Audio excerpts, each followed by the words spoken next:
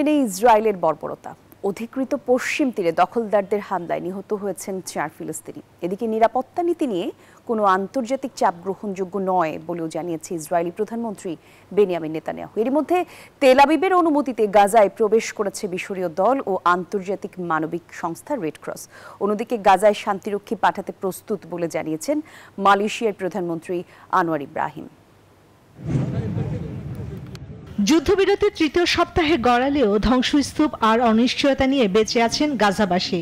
গাজার দক্ষিণ অঞ্চলে ধ্বংসস্তূপের নিচে এখনো লুকানো রয়েছে প্রায় ৬৬,০০০ টন বিস্ফোরণহীন গোলাবারুদ। মার্কিন মধ্যস্থতায় যুদ্ধবিরতি টিকলেও প্রতিদিনই এসব বোমার ঝুঁকিতে হাজারো মানুষ, শিশুরা ধ্বংসস্তূপে খেলতে গিয়ে বহুবার প্রাণ হারিয়েছে। অপহৃত জিম্মিদের মৃতদেহ উদ্ধারে অনুসন্ধান অভিযান বিস্তৃত করেছে হামাস। এদিকে ইসরায়েলের অনুমতিতে গাজায় প্রবেশ করেছে মিশরীয় দল ও আন্তর্জাতিক মানবিক সংস্থা রেড ক্রস। ওদের স্বপ্ন পূরণে পাশে থাকতে পেরে আমরা গর্বিত।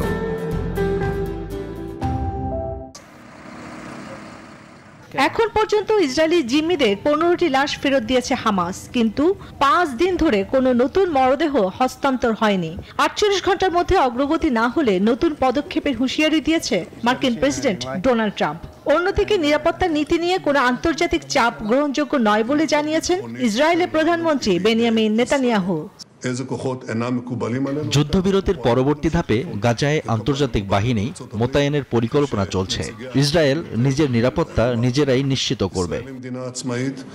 যুদ্ধবিরতির মধ্যেও গাজার পশ্চিম তীরে ইসরায়েলি অভিযানে আহত হয়েছেন বেশ কয়েকজন ফিলিস্তিনি। পাশাপাশি লেবাননের বেকা অঞ্চলে হিজবুল্লাহর 2 সদস্যকে হত্যার দাবি করেছে ইসরায়েল।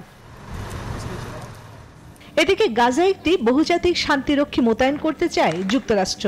সেখানে অংশ নেবে আরব দেশগুলো। কাতারে এই নিয়ে বৈঠক করেছেন মার্কিন কর্মকর্তারা। ইতিমধ্যে গাজায় শান্তিরক্ষী পাঠাতে প্রস্তুত বলে জানিয়েছেন মালয়েশিয়ার প্রধানমন্ত্রী আনোয়ার ইব্রাহিম। চন্দ্রানী চন্দ্রা, নিউজ 24।